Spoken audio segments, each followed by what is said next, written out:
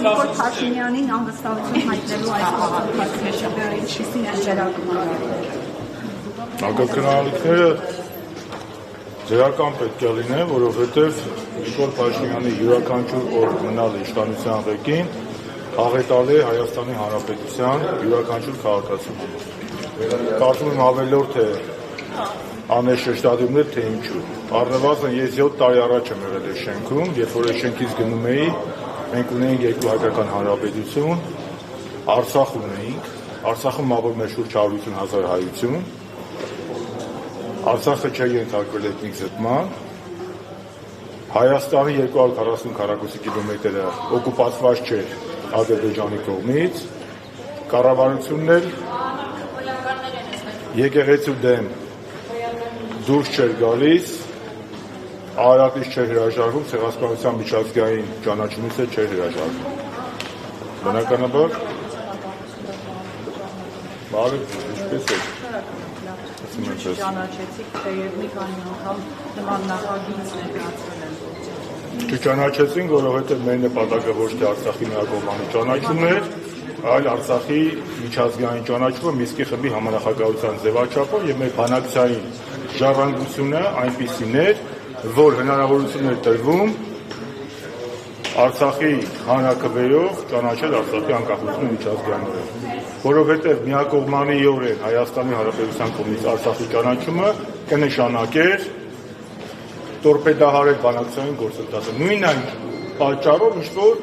ապագայում Նիկոլ Փաշինյանը չի ճանաչել Արցախի անկախությունը։ Չնայած ավարտեն, էլի, ավարտեն։ Չնայած այն հանգամանքի, որ 19 թվականի օգոստոսի 4-ին Ստեփանագերտում Փաշինյանը իրականացրեց ռազմավարական մեծ սխալ, որը հետագայում աղետի վերածվեց, Արցախյան խնդիրը ինքնորոշման իրավունքի հարցից վերածելով տարածքային վեճի, գոռալով Արցախը Հայաստանի ելույթ։ Կեսօրվա լսումները ինչ է կարծում,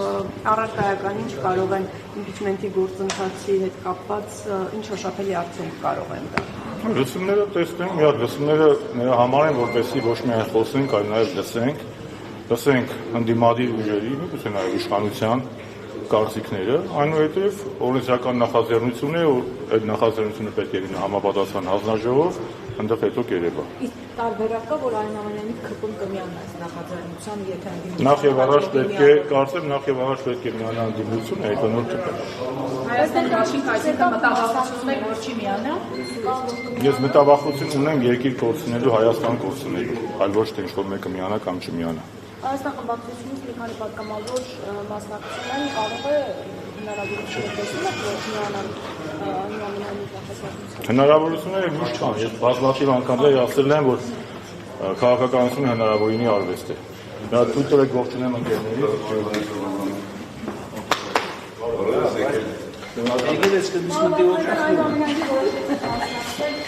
Ինչու է ամենայնին ամենամեկն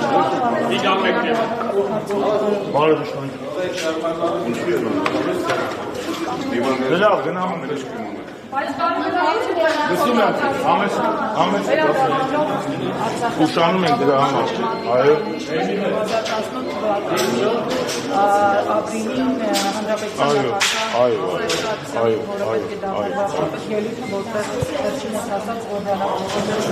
այո շատ լավ հիշում Ինչի մասին է վարչապետ դառնալ Սերժանի ելույթը ասում եք, որ շապարում եք իսկի խնդրում հանրապետության շրջանակներում Արցախի Պարոն Փաշինյանը Մինսկի խմբի համանախագահության շրջանակներում հարցը փակողի չէր մտել, Ադրբեջանն էր տորպեդարում բանակցային պրոցեսը, Ադրբեջանն էր ապակառուցողական եւ դրա մասին մեկ անգամ չէ, որ խոսել են համանախագահները եւ այդ թվում 16 թվականի ապրիլյան պատերազմից հետո համանախագահ երկիր Ռուսաստանի Դաշնության արտաքին գործերի նախարար պարոն Լավրովը, որ նշել է, որ 11 թվականին Կազանյան փաստաթղթից հրաժարվել է Ադրբեջանը, այլ ոչ թե Հայաստանը։ Իսկ Նիկոլ Փաշինյանը արեց այնպես, որ բանակցային պրոցեսում